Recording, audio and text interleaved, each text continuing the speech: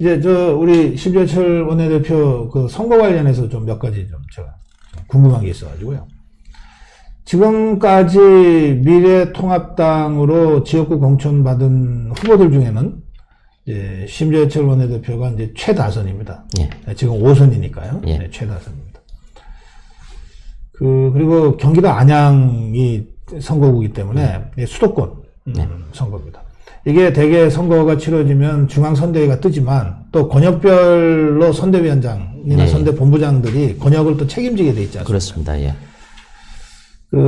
최다선이기도 하고 수도권에 쉽지 않은 안양에서 5선을 했기 때문에 그냥 단순히 그 선거구 하나만 사수하는 이런 것이 아니라 전체적으로 이 전국 선거나 수도권 선거에 그 역할이 지금 기대되고 있는 상황이거든요. 그 점에 대한 생각이 어떤 생각을 갖고 계십니까? 네, 그렇잖아요. 지금 제가 원내대표 맡고 있고 예. 당에서 지금 두 번째 자리를 맡고 있으니만큼 예. 이번 선거 때 전국 선거를 아마 지원을 하고 네. 전체를 살펴봐야 될 수밖에 없습니다. 지금 그런 점에서 제 지역구에 예전 같았으면 제 지역구에 선거 기간 내내 네. 머물러 있고 네. 거기에 이제 매몰돼 있지만은 그러나 이번에는 그렇지는 못하고 다른 지역에 대한 지원 유세도 충분히 좀 나갈 수밖에 없는 예. 이런 상황이 될 것 같습니다. 네, 아무래도요. 예. 예. 당 지도부가 되는 순간 그 정치적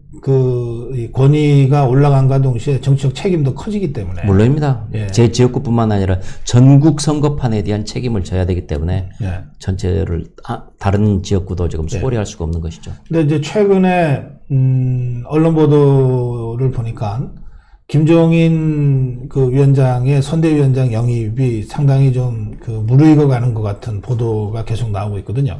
그 점은 혹시 좀 알고 계시는 게 있으시면? 그 내용은 잘 모르겠습니다. 그 부분은 지금 네. 황교안 당대표께서 예. 직접 작업을 하시는 것 같아서 네. 어느 정도 진척이 되고 있는지 저도 정확한 내용은 모르고 언론 보도를 통해서만 지금 근데 보고 만약에 있습니다. 그 영입이 그 추대가 성사가 된다면 이 미래통합당과 자유파의 선거 승리에 어떤 영향을 줄 거라고 생각하십니까? 저는 뭐 보탬은 좀 될 거라고 좀 보고 있습니다. 예. 근데 이제 어떤 모습으로 지금 결합이 되고 언론 보도로 볼 때는 공약에 대한 권한을 달라라고 좀 하셨다고 하는데 네네. 그랬을 때 이제 공약이 과연 어떤 것들이 튀어나올지 이런 부분들에 대해서는 기대는 되면서도 지금 아직은 잘 모르겠습니다. 어떻게 될지는. 예.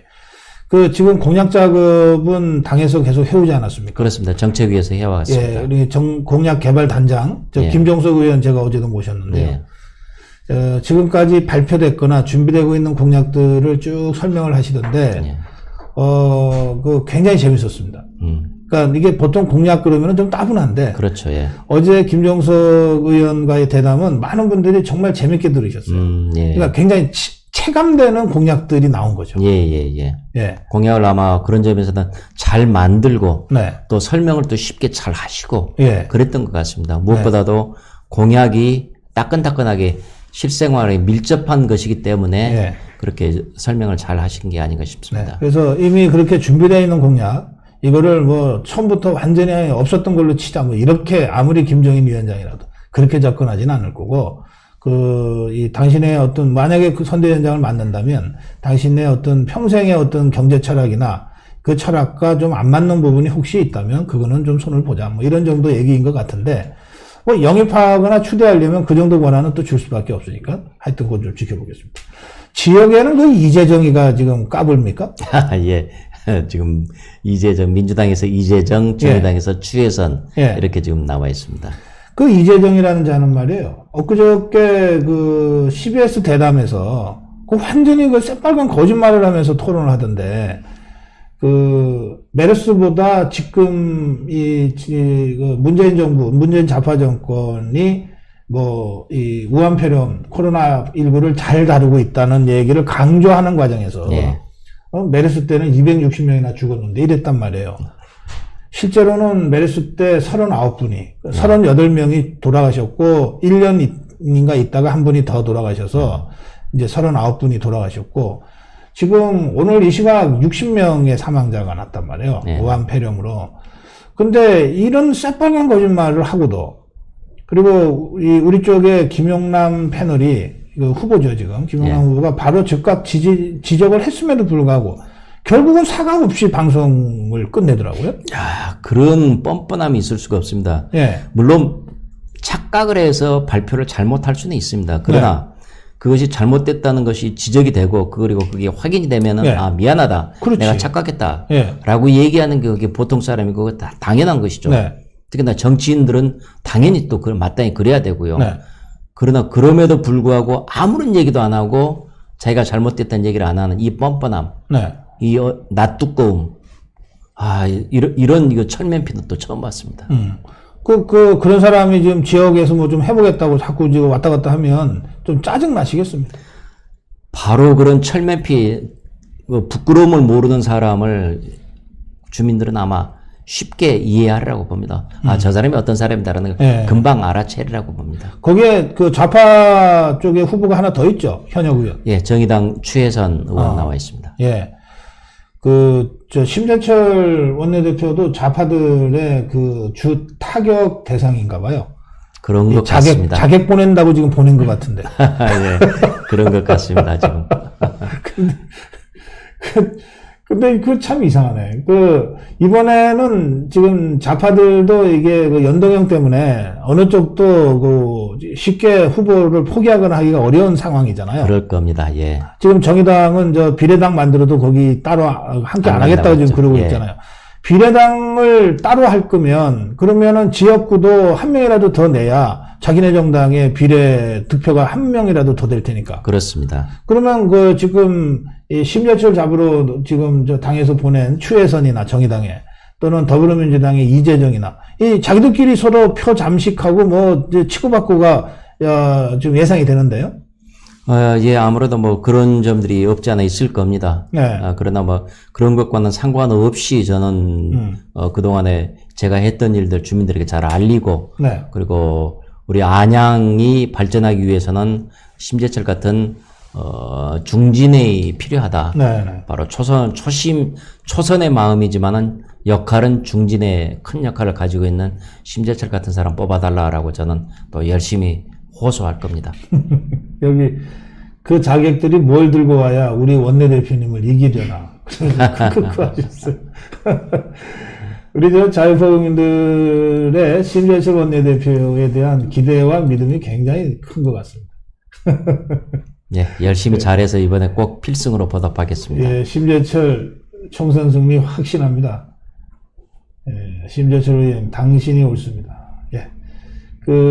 지역의 유권자들께서 우리 심재철 원내대표 자주 만나지는 못할지 모르겠어요. 지금 원내 지휘부로 지금 여의도에서 잡혀 있을 시간이 많기 때문에. 그래서 일주일에 지금 엿새는 거의 지금 여의도에만 붙어 있을 수밖에 네. 없고 주말 하루만 일 없을 때만 또 제 지역구 내려가서 밀렸던 일들을 보고 있습니다. 그러니까 얼굴 잘 안 보인다고 뭐 불평 토하는 분들은 혹시 안 계세요?